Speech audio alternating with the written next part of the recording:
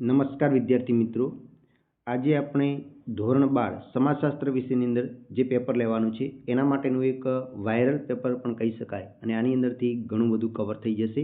એટલે આ વિડીયો તમે આવ્યા છો તો એકવાર અવશ્ય જોઈને જજો. થોડા ઘણા તો તમને જરૂરથી ગુણ અપાવીને જશે, વધારે અપાવશો, પાસ તો તમે આરામથી થઈ જશો. તો ચાલો તમારો સમય ન બગાડતો વિડીયોની શરૂઆત કરીએ છીએ. સૌપ્રથમ આપણે MCQનું સોલ્યુશન કરીશું. માર્ચ 2025નું પેપર છે. અહીંયા જોઈ શકે છે, રાષ્ટ્રીય એકતા સર્જનારું પાયાનું પરિબળ કયું છે? તો ભારતનું બંધારણ એ રાષ્ટ્રીય એકતા સર્જનારું પાયાનું પરિબળ છે. ભારતનો સર્વોચ્ચ નાગરિક એવોર્ડ કયો છે? તો ભારત રત્ન છે. ભારતના બંધારણની કઈ કલમ વ્યક્તિને પોતાનો સ્વતંત્ર ધર્મ? તો 25(1). લોક સંસ્કૃતિ એક એવું સર્જન છે? લોક સંસ્કૃતિ એ સહિયારું સર્જન છે. એના પછી અનુસૂચિત જાતિનું સૌથી વધુ પ્રમાણ કયા રાજ્યમાં છે? તો પશ્ચિમ બંગાળમાં છે. ટોટેમવાદ શેમાં જોવા મળે છે? તો ટોટેમવાદ અનુસૂચિત જનજાતિમાં જોવા મળે છે.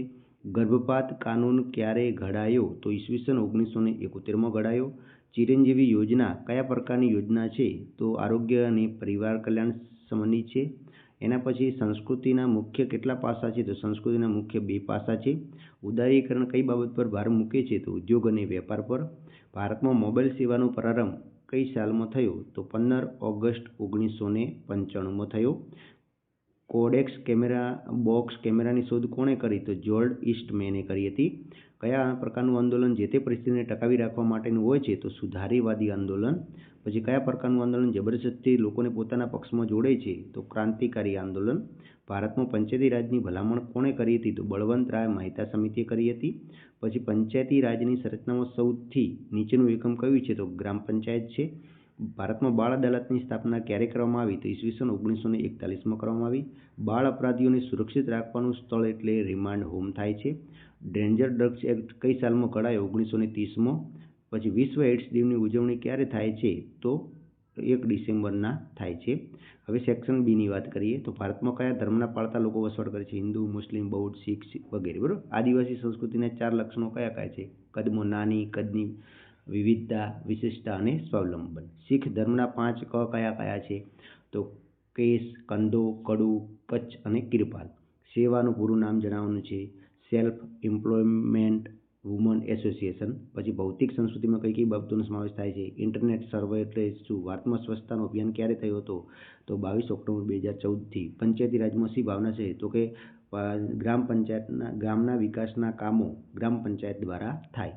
બોસ્ટલ શાળાઓ સૌપ્રથમ ક્યાં સ્થપાઈ? તો ઇંગ્લેન્ડની અંદર બોસ્ટલ ગામની અંદર સ્થપાઈ હતી, બોસ્ટલ શહેરની અંદર. ઓનર કિલિંગ એટલે શું?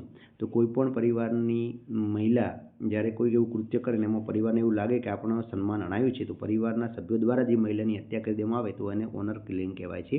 પછી સેક્શન 2 ગુણના પ્રશ્નો જોઈએ. ટેલિવિઝન દેશની નાગરિકતાનું મનોરંજનનું રાષ્ટ્રીય પ્રેમ તરફ ઘડી છે, સમજાવો. ભારતમાં કયા તહેવારો ઉજવાય છે? ઉત્સવો. ઇમ્પિરિયન ગેઝેટર આદિવાસી સમુદાયમાં કઈ રીતે સમજાવે છે? પછી ભારતીય સંસ્કૃતિના સ્વરૂપો કયા છે તે જણાવો. જાદુના પ્રકાર જણાવો. મહિલા કલ્યાણલક્ષી કાનૂનના કોઈ 5 નામ. મહિલા સશક્તિકરણ સંદર્ભમાં સ્વામી વિવેકાનંદ શું કહે છે? સામાજિક પરિવર્તન એટલે શું? વર્લ્ડ વાઇડ વેબનો અર્થ આપો. સામાજિક આંદોલન કોને કહેવાય? ગ્રામ પંચાયતના મંત્રી કયો કાર્ય કરે છે? સામાજિક ધોરણભંગ હંમેશા સમાજ માટે હાનિકારક જ હોય છે એવું નથી હોતું, સમજાવો. સમાજ વિરોધી વર્તન કોને કહેવાય? વિશ્વમાં દેશમાં એઇડ્સનો રોગ કઈ રીતે ફેલાઈ રહ્યો છે ઝડપથી? સેક્શન ડીની વાત કરીએ તો જીવન નિર્વાહની રીતો કેવી રીતે રાષ્ટ્રીય એકતા સર્જનમાં મદદરૂપ થાય છે? ભારતનું બંધારણ ભારતને ધર્મનિરપેક્ષ રાજ્ય તરીકે સ્વીકારે છે. લોક સંસ્કૃતિનો અર્થ અને વ્યાખ્યા. અન્ય પછાત વર્ગ વિશે નોંધ લખો. મહિલા સશક્તિકરણની વિભાવના. ગુજરાતમાં મહિલાઓ માટેની સામાજિક કલ્યાણ હેતુઓ યોજનાઓ. મહિલા સશક્તિકરણના લક્ષણો. વૈશ્વિકીકરણની વ્યાખ્યા.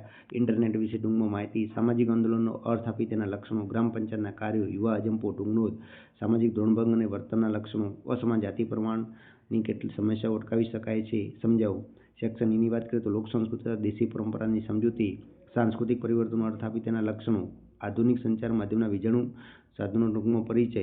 પછી સુધારાવાદી સામાજિક આંદોલન અને ક્રાંતિકારી આંદોલન વચ્ચેનો તફાવત. પંચાયતી રાજ ત્રિસ્તરીય માળખાનો ખ્યાલ અને એઇડ્સ એક સામાજિક સમસ્યા છે, વિધાનની યથાર્થતા ચર્ચો.